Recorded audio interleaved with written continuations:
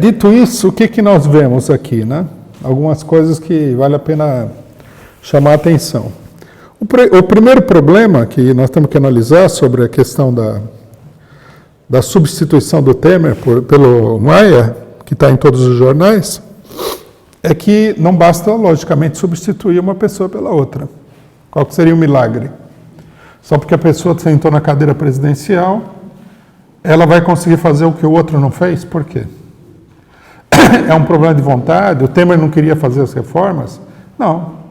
Uma coisa que está clara é que o Temer queria fazer as reformas. O que atrapalhou?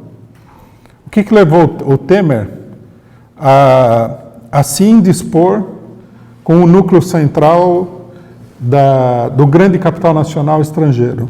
Foi o fato de que ele, para se manter no poder em primeiro lugar, foi obrigado a fazer uma série de concessões, né, devido à estrutura partidária que ele comanda, devido à estrutura partidária que controla o Congresso Nacional, e, ao mesmo tempo, ele se indispôs com uma série de setores que não aceitaram nem mesmo as reformas no marco das concessões que ele fez aos outros setores. Quer dizer, de um lado, ele fez concessões que os grandes capitalistas consideraram que comprometiam o projeto, em primeiro lugar, e, do outro lado, as concessões que ele fez não foram suficientes para uma parte dos setores que apoiavam ele. Quer dizer, todo o problema se reduz, então, nesse sentido, à estrutura política do país, né, ao Congresso Nacional, que é um Congresso, como nós sabemos, controlado. Ele não é um Congresso de partidos, exatamente, né, embora a imprensa procure mostrar, né, o PSDB, o PMDB, etc. e tal, a gente sabe que essas fronteiras partidárias elas são um tanto quanto fluidas, mas é mais um congresso que é montado sobre a base do poder regional dos governadores e das oligarquias regionais.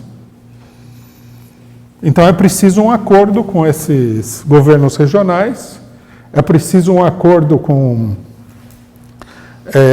os setores do poder local, e esse poder local, obviamente, por mais que ele seja extremamente fisiológico, quer dizer, corrupto, ele tem que zelar pela sua sobrevivência. E a sobrevivência de vários desses setores está em contradição com o plano do imperialismo. O plano geral do imperialismo do grande capital, ele, na realidade, prevê a liquidação de vários desses setores. Só que, aí é que está, esses setores se recusam a ser liquidados. É nisso que o Temer esbarrou, né, para concluir as reformas e poder se estabilizar no governo. Então, a grande pergunta é, o que o Maia vai fazer? Qual é a mágica que ele tem para substituir o Temer, né? Os jornais estão dizendo que o problema é que o Temer está muito marcado pelas denúncias e agora entra uma pessoa que não tem denúncia, que é mentira porque o Maia tem tanta denúncia quanto o Temer, também é de um grupo mafioso no Rio de Janeiro, ultraminoritário, né, no Rio. Eles estão demolindo lá o PMDB do Rio de Janeiro para ver se eles conseguem substituir isso daí por uma estrutura DEM-PSDB, mais ou menos. Não sei qual que seria o papel do PSOL nessa história e tudo mais.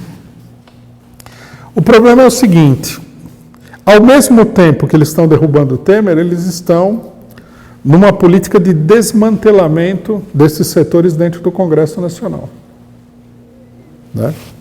Vocês viram que todo mundo comemorou que o Loures, né, o assessor do Temer, foi liberado e tal, todo mundo comemorou. Todo mundo comentou, assim como um grande fato, que o Loures foi liberado. Em seguida, prenderam o Guedel Vieira Lima, que é uma personagem muito mais expressiva do que o Loures. Vocês viram que essa semana ele chorou lá quando ele soube que ele ia ser preso, né? Tá certo, né? Tem que chorar mesmo, porque ele vai comer o pão que o diabo amassou lá, até ele falar toda a loucura que está acontecendo. O Cunha já despejou uma lista de delações aí contra mais de 50 pessoas, incluindo o Temer. Quer dizer, a ideia qual que é? É fazer quebrar essa estrutura atingindo as pessoas-chave e mudar a composição do Congresso através da investigação policial e do judiciário. Que é uma coisa que eles já vêm fazendo, né? Por exemplo, não tenho um levantamento exato do que aconteceu no país desde 2014, mas, por exemplo, já teve governador que caiu, não sei quantos já caíram, mas caiu o governador do Amazonas, o STF agora aprovou que vai ter novas eleições no Amazonas. Então, o judiciário, no meio da chamada luta contra a corrupção, ele foi mudando a composição política do Congresso Nacional. Agora, provavelmente, né, como nós não temos uma dimensão de qual foi o rearranjo, a reorganização do negócio, agora vai vir uma ofensiva para completar esse rearranjo. Eles estão contando com isso para fazer as reformas. A hora que eles tiverem o Congresso totalmente sob controle, né, com os deputados principalmente do PMDB, mas não só do PMDB, do PP, do PRB, um monte de PTB, um monte de partidos de direita aí, que são todos respondem, numa medida maior ou menor, a setores do capital local, né? Respondem num sentido concreto. Eles são representantes diretos de oligarquias fundiárias, etc. e tal. Então, a hora que eles conseguirem derrubar esses obstáculos, isso aí abriria caminho para a realização das reformas tal e qual. E abriria caminho para uma reforma política de muito amplo conteúdo, que vai mudar substancialmente o regime político do Brasil, apesar de que a esquerda brasileira, que não consegue avançar junto com o calendário, fala que o golpe não é golpe porque não mudou o regime político, né? Isso daí poderia ser verdade, sei lá, em 2012, mas hoje já seria uma alegação absurda. Eles vão desmantelar o que sobrou do regime de 88. Então, a ideia é essa daí, quebrar os partidos que controlam o Congresso e que respondem, numa grande medida, aos caciques regionais, nacionais, em alguns casos, que defendem interesses que vão, né, de encontro aos interesses do imperialismo.